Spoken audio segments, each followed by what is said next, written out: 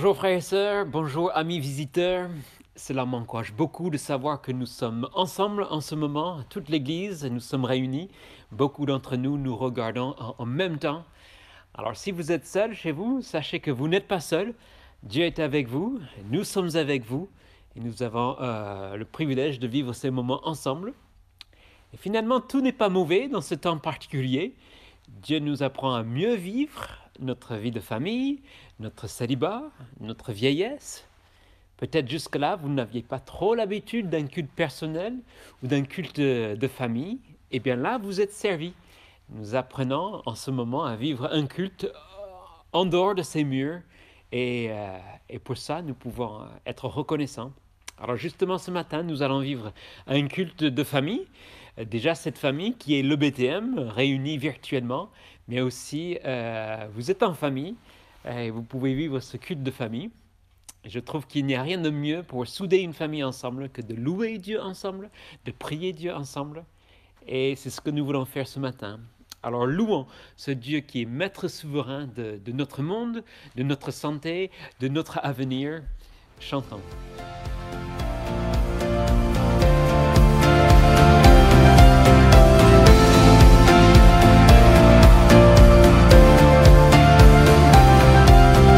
Loué soit Dieu le Seigneur, le puissant roi de gloire. Mon âme, il faut l'acclamer par un chant de victoire. Réveille-toi, viens au-devant de ton roi pour célébrer sa mémoire.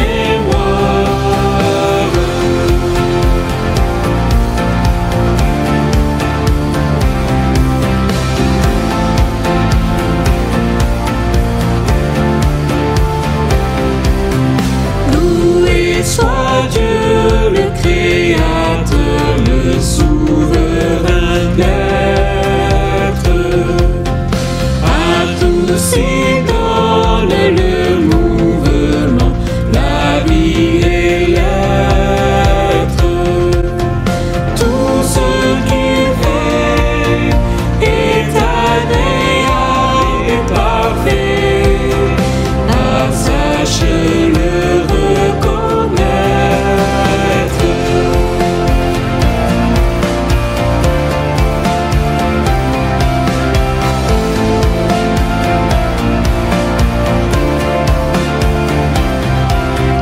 Loué soit Dieu, sa bonté chaque jour se révèle.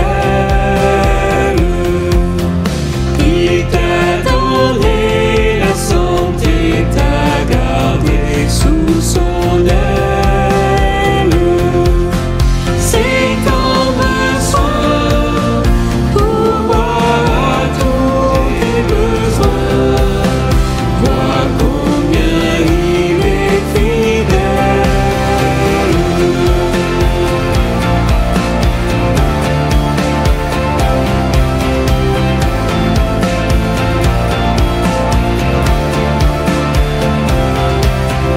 Loué soit Dieu, que les anges lui rendent hommage, que sa louange sur terre en foule se propage. Car l'unisson, tout en marchant de son nom. Alléluia, d'âge en âge.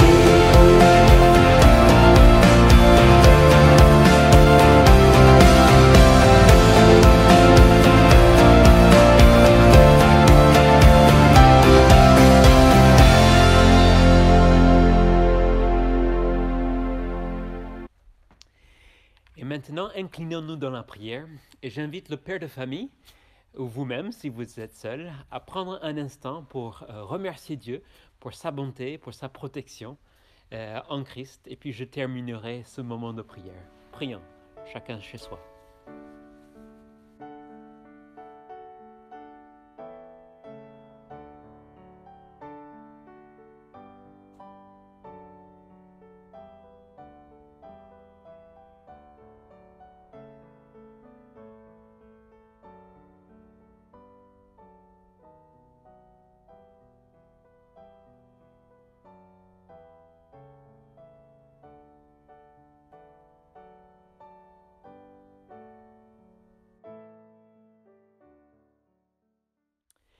Seigneur notre Dieu, nous voulons te louer ce matin. Nous voulons reconnaître que tu es le roi, le maître de l'univers. Nous voulons aussi reconnaître que tu es notre Père, un Père céleste qui prend soin de ses enfants. Et comme nous avons chanté, tout ce que tu fais est agréable et parfait. Et nous te prions de nous aider à le reconnaître, en ces temps-ci comme en tout temps. Seigneur, aide-nous à compter les bienfaits, à compter tes bénédictions dans notre vie au quotidien. Seigneur, nous voulons reconnaître que le plus grand de tes bienfaits, c'est de nous avoir rejoints dans notre monde, dans nos souffrances, dans nos peines, dans nos angoisses. Tu es venu en Jésus-Christ et il a pris ces choses sur lui à la croix et il est ressuscité pour nous offrir la vie éternelle, la vie abondante. Et cette vie abondante, cette vie éternelle, nous voulons encore la saisir ce matin, ensemble, en famille. Cela nous donne beaucoup d'assurance avec tout ce qui se passe autour de nous. Nous te prions que tu nous aides à te louer en toutes circonstances. Nous te prions que tu fasses grandir notre foi. Nous te prions que nous soyons un encouragement les uns pour les autres, déjà au sein de nos foyers, au sein de nos familles, parents envers les enfants, enfants envers les parents. Nous te prions aussi pour les personnes seules, que nous puissions encore vivre cette communion fraternelle, cet amour fraternel qui nous unit au-delà de ces murs. Seigneur, que tu sois glorifié par notre amour les uns pour les autres, par notre foi, notre joie, notre assurance face à l'avenir. Toutes ces choses, c'est une manière de montrer que tu es le Dieu victorieux, le Dieu des promesses, le Dieu de vie. Et nous te prions que tu nous conduises dans ces instants de culte. Aide-nous à être remplis de reconnaissance envers toi et ce que tu as fait pour nous et ce que tu fais pour nous chaque jour. Je te rends grâce, je te loue au nom de Jésus-Christ. Amen. Alors ce dimanche, c'est le dimanche des rameaux, c'est la semaine avant Pâques. Vous savez, beaucoup de familles étaient ensemble à Jérusalem lorsque Jésus a fait son entrée triomphale, vous vous souvenez, une semaine avant Pâques. Et ce jour-là, lorsque Jésus est entré sur cette ânesse à Jérusalem, ce sont les enfants qui ont crié et chanté des louanges. Certains adultes voulaient les gronder, mais Jésus voulait la louange des enfants qui le louent, qui le célèbrent. Alors ce matin, chantons, petits et grands, ce même cri « Hosanna », Hosanna qui reconnaît que le salut, le sauveur, c'est Jésus. Chantons ensemble.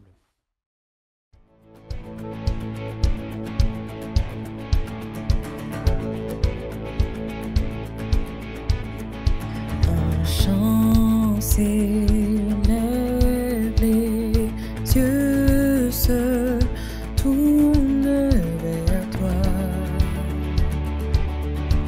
se tournent vers toi. L'espoir naît, les cœurs soupirent vers toi. Oui, avec toi. En te voyant, nous retrouvons la force de vivre. Quand nous sommes en ta présence, le crainte fuit et s'enfuit.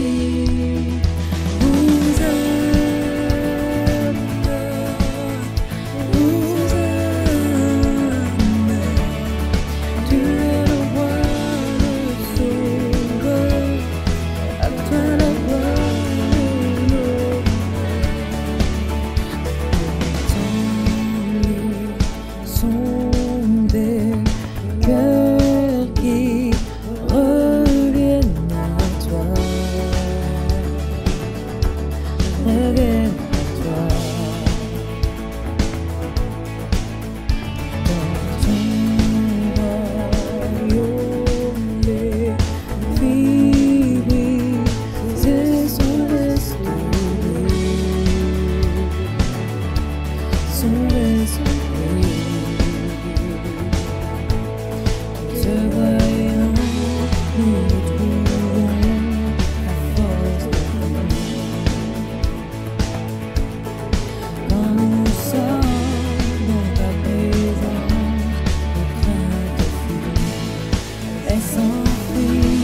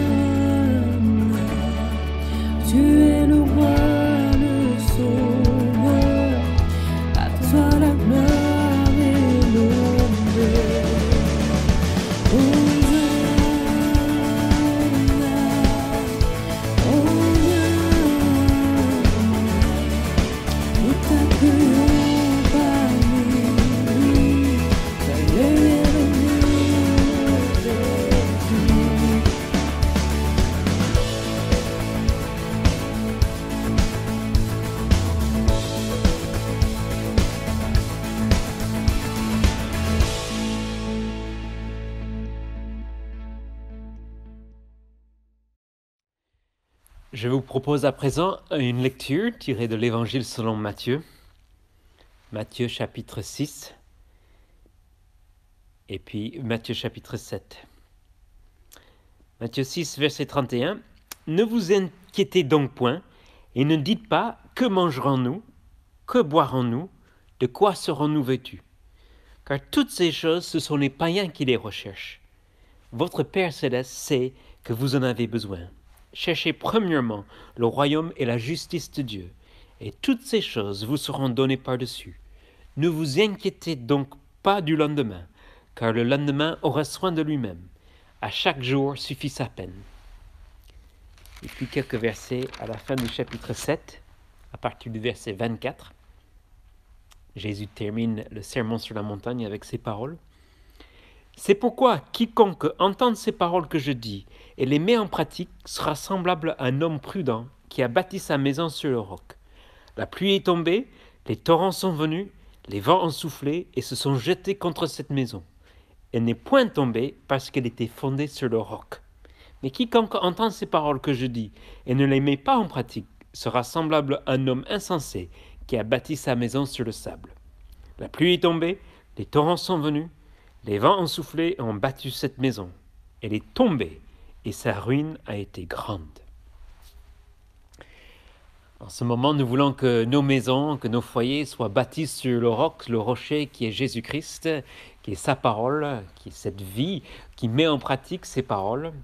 C'est vrai que nous traversons une crise, un peu comme une tempête qui s'abat un peu sur notre monde, notre pays, notre ville. Et on pourrait s'inquiéter, mais Jésus nous a dit de ne pas nous inquiéter du lendemain. Il nous a promis que rien de mal peut nous arriver si nos vies, si nos familles, si nos foyers sont bâtis sur le roc. Il promet qu'en tout cas, pas un mal, pas une ruine éternelle pourrait nous arriver lorsque nos vies sont bâties sur ce roc. Alors moi et ma maison, nous bâtirons sur ce rocher et nous allons chanter cette vérité que nous avons en Christ, un rocher ferme et solide. Chantons.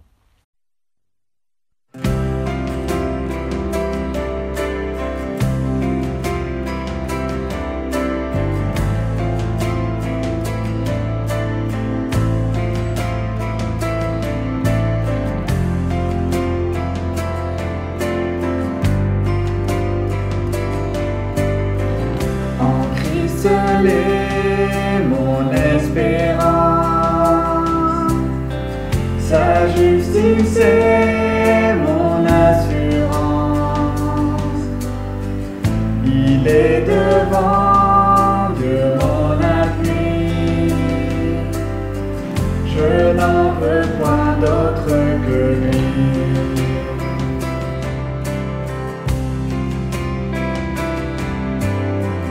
Tout autre asile est périssable, tout autre appui n'est que du sable, qui n'a posé ce fondement, travaille et souffle vainement. Jésus,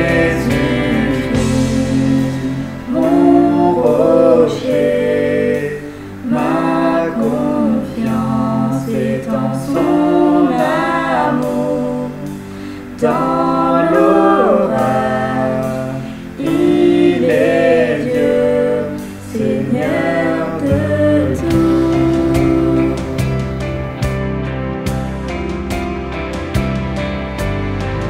Lorsque sur moi s'abat l'orage, sa croix ranime mon courage. Quand tout faiblit autour de moi, sa présence soutient ma foi. Sa présence soutient ma foi.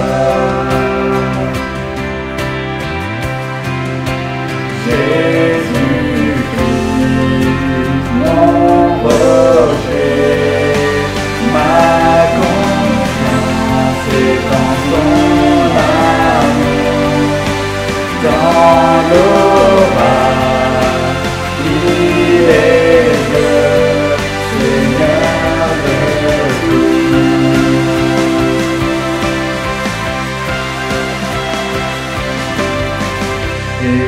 la dernière tempête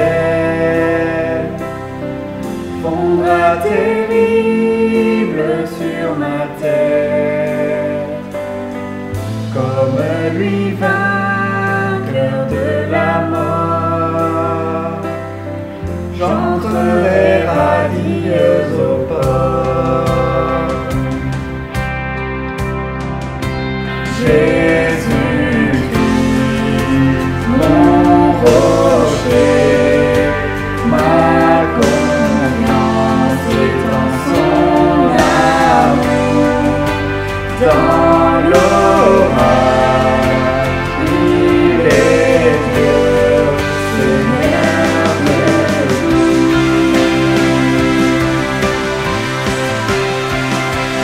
Jésus-Christ, mon rocher, ma confiance est en son amour. Dans l'orage, il est Dieu, Seigneur de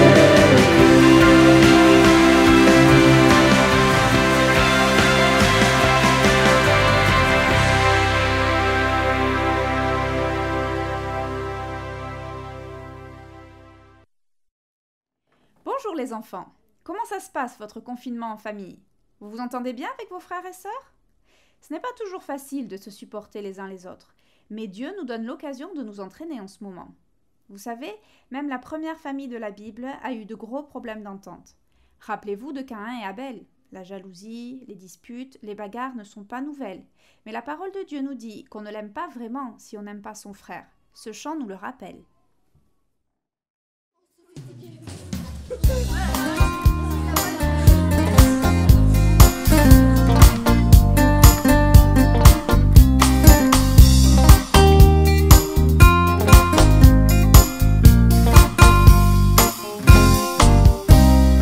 La vie de famille n'est pas toujours facile.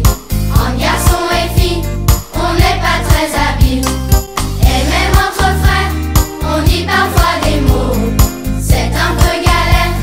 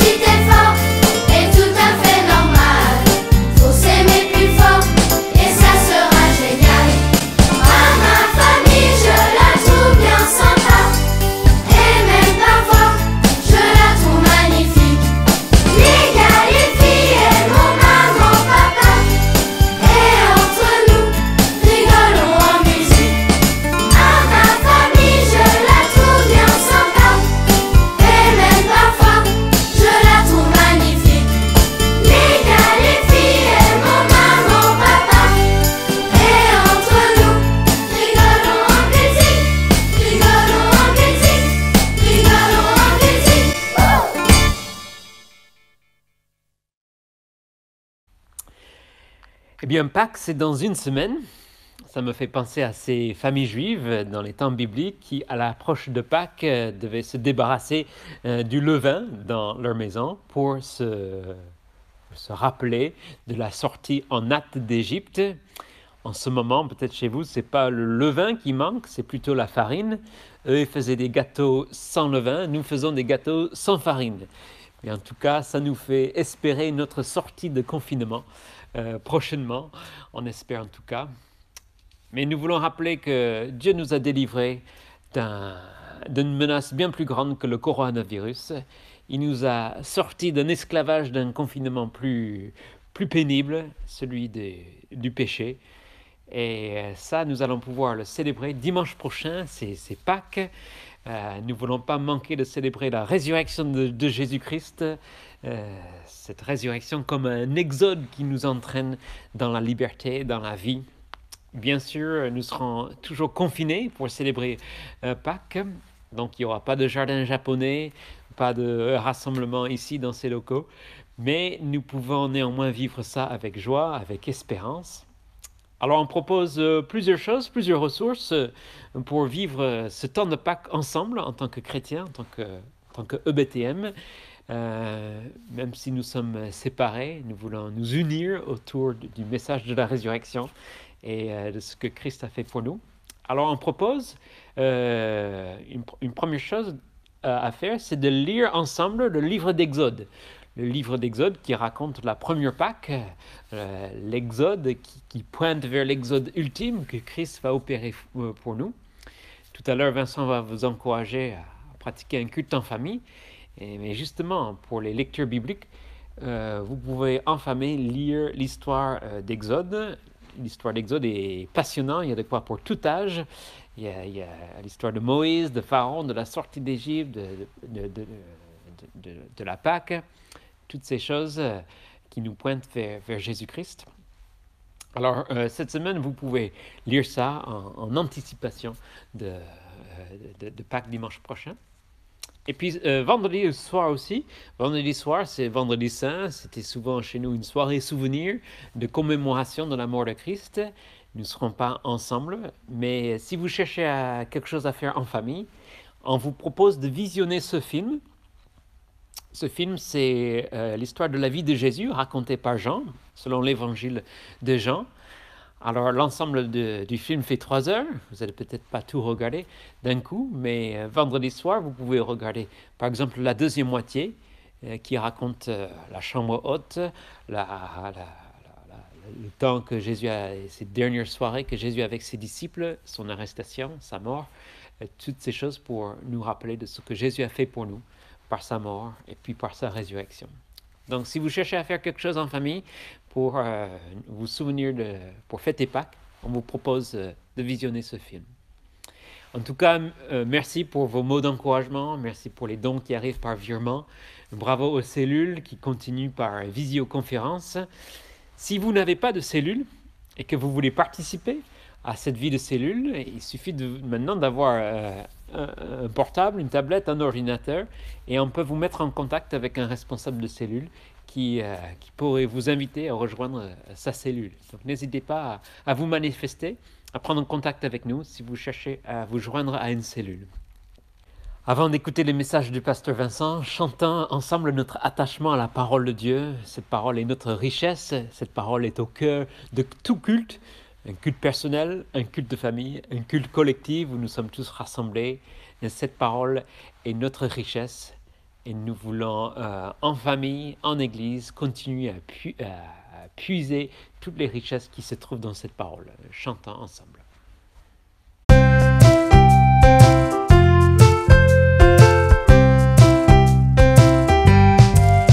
Ta parole est ma richesse, plus précieuse qu'un trésor.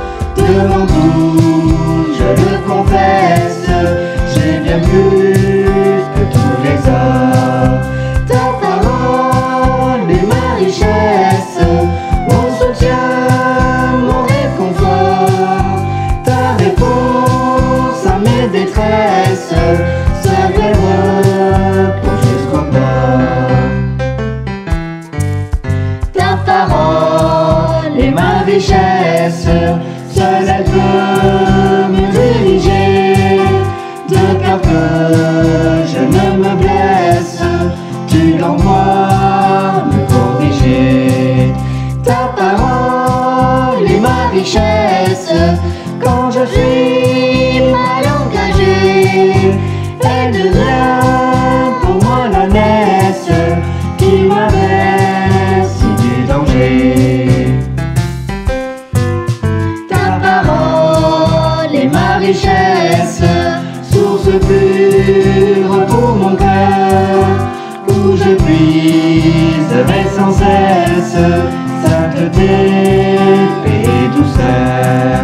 Ta parole est ma richesse, lorsque l'ennemi m'abat, en moi je n'ai que faiblesse, c'est la force des combats.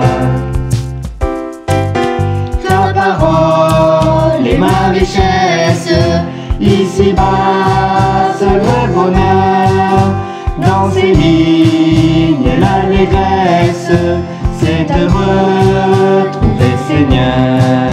Ta parole est ma richesse, bien plus douce que le miel, elle me dit adieu tristesse, nous nous verrons dans le ciel. Bonjour à toutes, bonjour à tous, que le Seigneur vous bénisse, très heureux d'être avec vous encore aujourd'hui via l'Internet. Et on est très reconnaissant pour la technique qui nous permet de faire ces cultes ensemble, et on se réjouit vraiment des moments qu'on va passer autour de sa parole. Vraiment, ce temps de confinement, il nous permet peut-être de découvrir ou de redécouvrir une grâce négligée, le culte familial.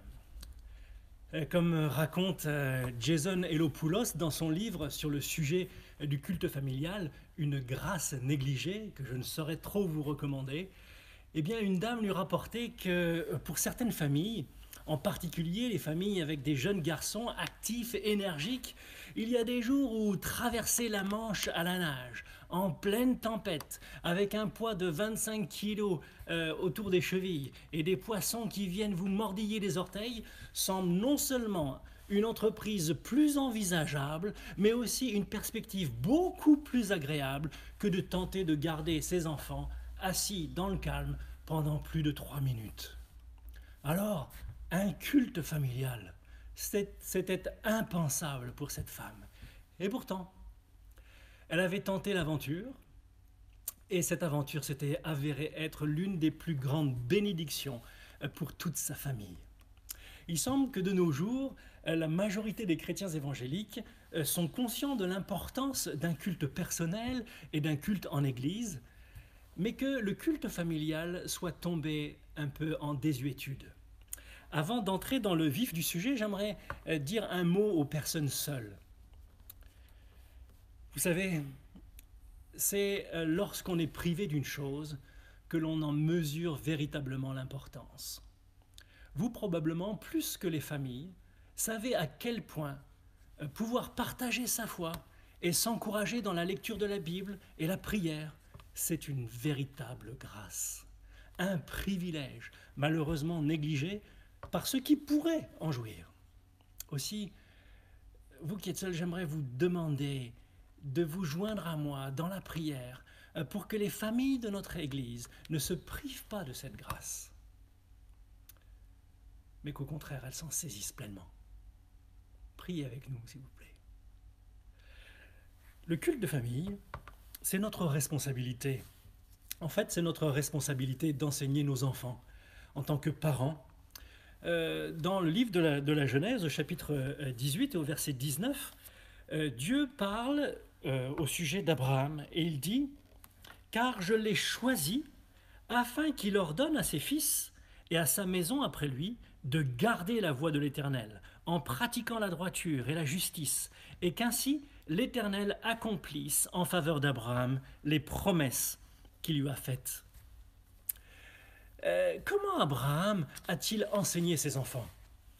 Il n'y avait pas d'église. Abraham a dû les enseigner à la maison. et partager avec eux ce que l'Éternel a fait pour lui et les promesses qu'il lui a faites. Durant toute la période des patriarches, il n'y avait pas d'autre congrégation que la famille. Et cela n'a pas empêché l'adoration et la vérité de Dieu transmise de génération en génération par le biais des familles. C'est plus tard, en fait, du temps de l'Exode, que les cultes communautaires ont commencé à voir le jour avec la nation d'Israël, le tabernacle, les prêtres, etc. Toutefois, même lorsque Dieu donne la loi à son peuple et l'établit comme nation pour sa gloire, il réitère l'importance d'enseigner la parole dans la famille. En Deutéronome chapitre 6 et au verset 6 et 7, voilà ce qu'il dit. Deutéronome 6, versets 6 et 7. « Et ces commandements que je te donne aujourd'hui seront dans ton cœur. Tu les inculqueras à tes enfants, tu en parleras quand tu seras dans ta maison, quand tu iras en voyage, quand tu te coucheras et quand tu te lèveras. » C'est notre responsabilité en tant que parents d'enseigner nos enfants à connaître Dieu, à l'aimer et à trouver leur plaisir en lui. Le livre des Proverbes, c'est la teneur du livre des Proverbes où il est répété sans cesse « mon fils », ça apparaît plus de 25 fois je crois. Le Proverbe chapitre 1 verset 8 dit « mon fils, écoute mon fils, l'instruction de ton père et ne rejette pas l'enseignement de ta mère ». Voyez-vous, le confinement nous oblige à revenir aux fondamentaux. L'Église, ce n'est pas le bâtiment, et la vie chrétienne ne se limite pas aux 2 heures que nous passons ensemble le dimanche matin habituellement. Lorsque les parents abandonnent leur responsabilité d'instruire leurs enfants dans la foi, ils s'attendent à ce que l'Église le fasse à leur place, et cela en 30 minutes le dimanche. Mais le pouvoir est entre les mains des parents. Les yeux de vos enfants se portent naturellement vers vous, parents. Ils aiment ce que vous aimez et ils méprisent ce que vous méprisez. Si donc le Seigneur et la communion avec lui revêtent toute son importance dans votre foyer, alors vos enfants en seront naturellement influencés. De toute façon, ils seront influencés par ce qui est mis à l'honneur chez vous, que ce soit la réussite professionnelle, que ce soit le stade toulousain, les biens matériels, ou que ce soit Dieu. Mais bizarrement, le foyer est peut-être aussi l'endroit où il est le plus difficile de vivre sa vie chrétienne. Parfois, c'est plus facile de manifester le caractère de Jésus-Christ à l'église, au travail ou dans la communauté qu'au sein même de notre foyer. Parce qu'on voit souvent notre foyer comme un refuge. On se laisse aller dès que l'on franchit la porte de notre foyer. On enfile des vêtements confortables, on se détend, on se met dans le canapé. Et à bien des égards, on fait la même chose sur le plan spirituel. On relâche notre vigilance, on baisse la garde, on laisse la familiarité, le confort nous endormir. On devient moins vigilant dans notre lutte contre le péché et notre poursuite pour la sainteté. Il est prouvé que la plupart des accidents de la circulation se produisent à moins de 2 km de notre domicile. Pourquoi ? Tout d'abord parce qu'on emprunte cet itinéraire plus souvent qu'un autre, mais aussi parce qu'à l'approche de la maison, on se détend, on relâche notre vigilance. Eh bien, le culte familial nous rappelle quotidiennement à la vigilance, à l'encouragement, à la ferveur. Le culte familial favorise la paix dans la maison. Si chaque jour la famille se rassemble pour remercier Dieu et le louer, mais ça laisse beaucoup moins de place au mécontentement. Et vraiment, l'atmosphère de la maison va changer. Alors, que faire dans un culte familial ? Le culte de famille, c'est le moment où on se réunit pour lire et louer Dieu. Alors moi, je vous encourage vraiment à commencer avec des courtes portions. 10, 15 versets, ou un chapitre maximum. Et avec des livres simples, des passages narratifs en particulier. Si vous avez des enfants en bas âge, vous allez les captiver par les histoires de la Bible. Ils ont besoin d'apprendre les histoires de la Bible. Lisez d'une manière suivie. Il faudra parfois donner un mot d'introduction, rappeler le contexte, mais vous n'avez pas besoin de faire une étude biblique. Chacun écoute la Bible et se laisse interpeller par Dieu. Il est intéressant de se poser quand même des questions. Qu'est-ce que j'apprends sur Dieu? Qu'est-ce que j'apprends sur moi, sur les hommes en général? Comment ce passage se connecte avec l'Évangile et la grande histoire de la rédemption? Ici, j'aimerais vous lire l'introduction de « La Bible te raconte Jésus », encore un excellent ouvrage. Voilà ce qui est dit. Pour certains, la Bible est un livre de règles et qui t'explique ce qu'il faut faire ou ne pas faire. La Bible contient bien certaines règles. Elles sont là pour nous montrer comment vivre le mieux possible. Mais la Bible ne parle pas que de toi et de ce que tu devrais faire.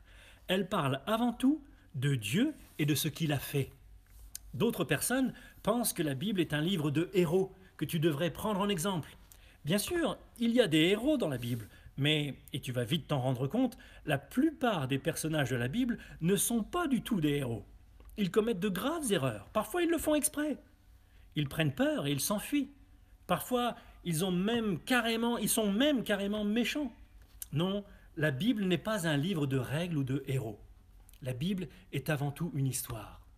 C'est l'histoire d'un héros venu d'un pays lointain à la recherche de son trésor perdu. C'est l'histoire d'amour d'un prince vaillant qui abandonne son palais, son trône, tout pour porter secours à celle qu'il aime. Par exemple, si vous êtes arrivé dans votre lecture à 1 Samuel 17 et le récit du combat de David contre le géant philistin Goliath, faites bien attention. Le but n'est pas que nous imitions David, même si son courage et sa foi peuvent nous inspirer. Parce que dans quelques jours, vous arriverez à 2 Samuel chapitre 11 et le récit de son adultère, de sa lâcheté et de son crime. Et là, il ne faudra pas l'imiter. Le récit de David contre Goliath nous présente l'Évangile. Le peuple de Dieu était dans la détresse, dans l'abattement, dans la crainte. Mais Dieu allait faire quelque chose pour son peuple. Il enverrait quelqu'un pour les sauver. Un jeune berger de Bethléem auquel on n'avait pas prêté attention et qui terrassera le géant et délivrera le peuple de l'oppression. Voyez-vous, c'est bien entendu pour nous préparer à reconnaître l'histoire plus glorieuse encore d'un jeune héros né aussi à Bethléem que Dieu nous enverrait, qui remportera un combat bien plus grand encore pour sauver des hommes pécheurs. Il terrassera le diable, le péché et la mort, en donnant sa propre vie et en ressuscitant d'entre les morts.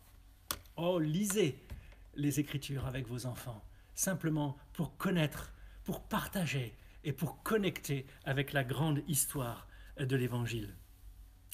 En Deutéronome chapitre 6, il est aussi mention, verset 20, « Lorsque ton fils te demandera un jour que signifient ces préceptes, ces lois et ces ordonnances que l'Éternel notre Dieu nous a prescrits. » Eh bien, à n'en pas douter, le culte familial sera aussi l'occasion de répondre aux questions de vos enfants. Alors, attention, ne bluffez pas. Si vous n'avez pas la réponse, cherchez-la ou trouvez quelqu'un qui la connaît. Mais n'inventez pas. Pour ma part, j'ai une Bible d'études. Et ça m'a souvent aidé pour répondre aux questions de mes enfants. Parfois pour revoir le contexte historique, pour pouvoir apporter des éléments supplémentaires. En tout cas, tirez le maximum des questions qui jaillissent de la bouche de vos enfants. Voilà qui devrait nous amener à louer Dieu, n'est-ce pas, dans la prière, à reconnaître notre besoin de lui, à confesser nos fautes, à nous réjouir en lui de sa victoire et de son amour pour nous. Enseignez à prier à vos enfants. Oh, pas simplement, vous savez, cette prière enfantine, que tout se passe bien, que même les adultes font. Ou que le virus meure rapidement. Mais plutôt que Dieu accomplisse son dessein dans nos cœurs et dans le monde, et qu'il se révèle à nous dans ce temps de confinement, qu'il travaille des cœurs afin qu'ils soient délivrés de la crainte de la mort en plaçant leur confiance en Jésus-Christ. Apprenez-leur à célébrer Dieu pour ce qu'il est. Notre Dieu est souverain. Il domine au-dessus de toutes les circonstances. Il nous aime au plus haut point. Il l'a prouvé en donnant son Fils bien-aimé sur la croix. Il est un Dieu fidèle qui entend la prière de ses enfants. Il est un Dieu puissant pour accomplir toute sa volonté. Il est le Dieu sage. Il est le Dieu qui pourvoit aux besoins de ses enfants. Il pardonne nos fautes. Il est le Dieu bienheureux. Il n'est jamais pris au dépourvu, frustré ou déçu. Il sait de quoi nous sommes formés. Il sait que nous sommes que poussière. Et pourtant, il a tout accompli pour que les pécheurs tels que nous puissions vivre éternellement dans sa présence, délivrés du péché et de toutes nos limitations, consolés à jamais de toutes nos souffrances et transformés à la ressemblance de Jésus-Christ. Partagez quelques sujets de prière. Priez pour les frères et sœurs de votre église, priez pour votre voisinage, pour les amis, pour les copains de l'école, priez pour les collègues. Et puis, arrêtez-vous là. Oh, bien entendu, vous pouvez encore chanter un cantique, vous pouvez mémoriser un verset, vous pouvez lire le nouveau catéchisme pour la cité. Mais ne compliquez pas ce moment. Parce que ça n'est pas facile de faire un culte familial et de le tenir dans le temps. Nous échouons dans le culte de famille dès qu'on le rend compliqué. On vise trop haut. Le culte de famille est une chose simple. Nous avons juste besoin de réunir la famille, d'ouvrir et lire la Bible et de prier ensemble. Ne cherchez pas à rattraper en un soir toutes les fois que vous avez négligé de vous réunir. Visez plutôt 10-15 minutes. Mais si un jour des questions fusent ou si le moment de prière se rallonge, profitez-en. Vous n'allez pas non plus enseigner tout le conseil de Dieu en un seul soir. L'apôtre Paul a mis des années pour l'enseigner aux Éphésiens. Visez plutôt à long terme. Vos enfants devraient rester chez vous quelques années normalement. Vos enfants, pas plus que vous, ne se souviendront de tout ce que vous avez vu, de toutes les vérités enseignées, de tous les passages lus. Mais ils se souviendront de l'ambiance, de l'atmosphère de ces moments. Et c'est pourquoi veillez à ce que ces moments soient respectueux, qu'ils soient joyeux et enfin qu'ils soient réguliers. Respectueux, puisque centrés sur Dieu. En Deutéronome 6, verset 2, il dit « Afin que tu craignes l'Éternel ton Dieu en observant tous les jours de ta vie, ton fils et de ton fils et le fils de ton fils, toutes ces lois et tous ces commandements que je te prescris, afin que tes jours soient prolongés. » Oui, on a besoin d'instruire nos enfants dans une certaine crainte de Dieu. Il ne s'agit pas d'inculquer la terreur ou l'effroi devant une personne méchante. Non, Dieu seul est bon.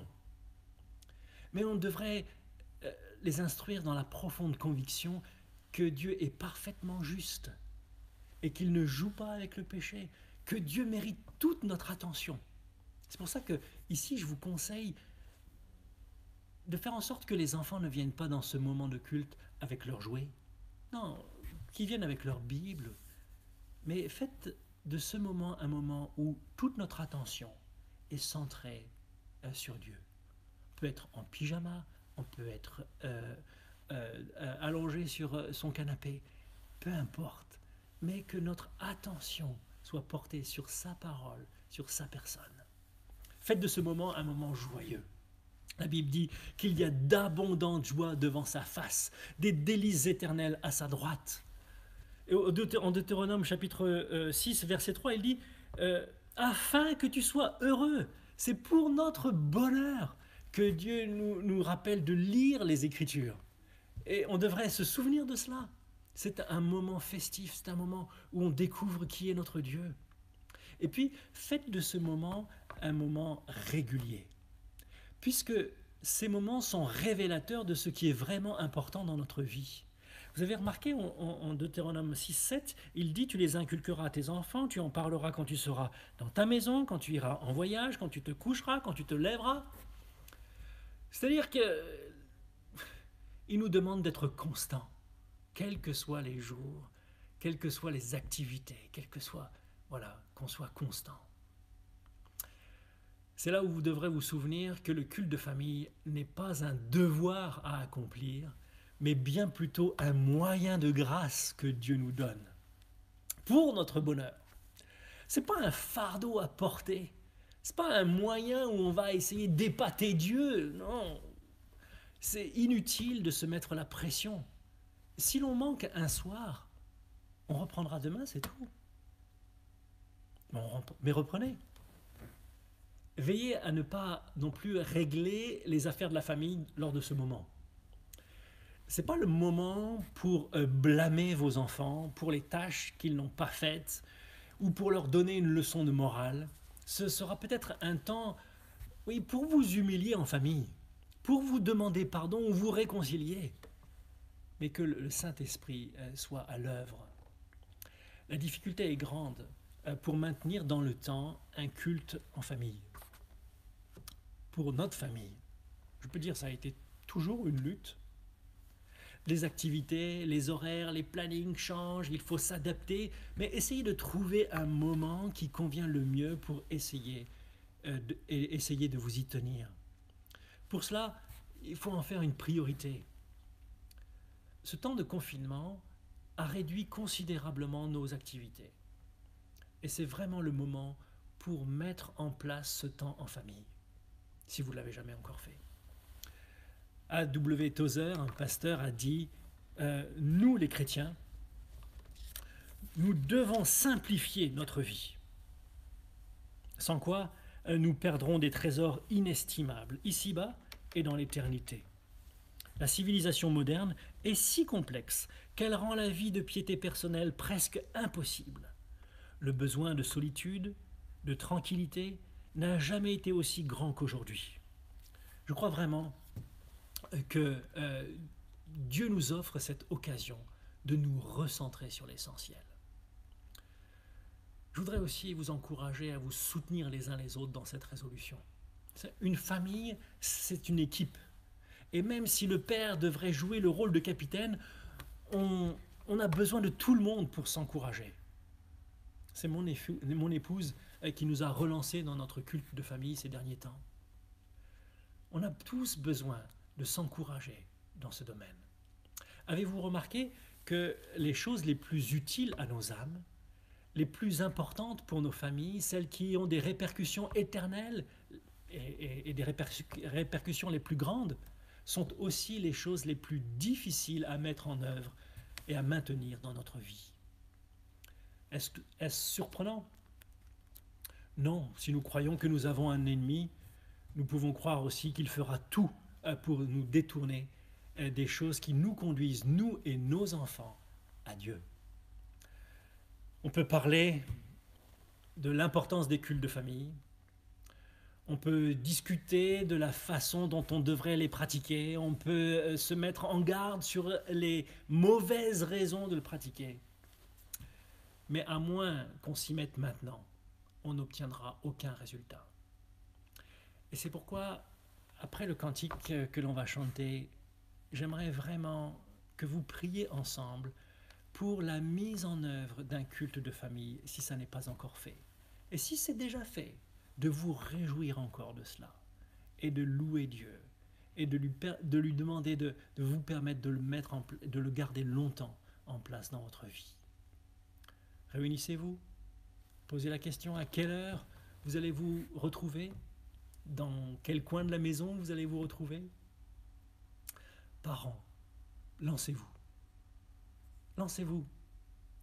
Les enfants, je compte sur vous pour que vous souteniez ce moment et que vous fassiez de ce temps en famille un moment respectueux, joyeux et régulier. Que Dieu nous vienne en aide. Amen. Seigneur notre Dieu, nous voulons te remercier pour ta parole. Elle est la vérité, elle nous révèle, Seigneur, ta personne et tout ce que tu as accompli pour nous. Seigneur, elle regorge d'un trésor merveilleux qu'est l'Évangile, dont nous avons besoin jour après jour. Et nous avons besoin, Seigneur, de le transmettre à nos enfants pour leur bonheur et le nôtre. Seigneur notre Dieu, nous te prions pour que tu nous secours, pour que nous arrivions à mettre en place dans nos familles ces temps, que nous puissions nous réjouir ensemble devant ta face, que nous puissions prendre ta parole très à cœur pour y obéir, pour la pratiquer jour après jour. On te prie, Seigneur, que tu nous aides à mettre en œuvre ces vérités et ces cultes de famille, jour après jour dans nos vies. Pas simplement le temps d'un confinement, mais Seigneur, bien au-delà. Béni sois-tu, Seigneur notre Dieu, parce que tu nous secourras, nous le croyons, par Jésus-Christ. Amen. Amen. Que Dieu vous bénisse. Encore un cantique pour réjouir nos cœurs. Bon dimanche à tous.